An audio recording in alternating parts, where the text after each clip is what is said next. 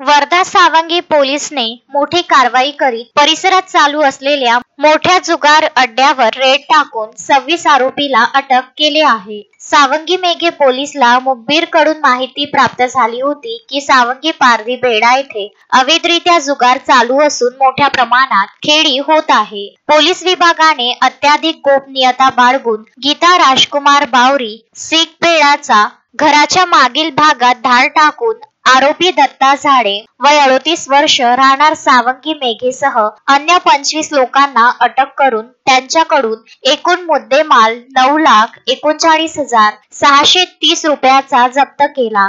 ही कार्यवाही पोलीस अधीक्षक अनुराग जैन, डॉक्टर सागर कवडे, अपर पोलीस अधीक्षक वर्धा, उपविभागीय पोलीस अधिकारी प्रमोद मकेश्वर सावंगीसह पोलीस निरीक्षक संदीप कापडे आदी अनेकांनी कार्यवाही केली आहे. अश्विन शाह, विदर्भ न्यूज, वर्धा.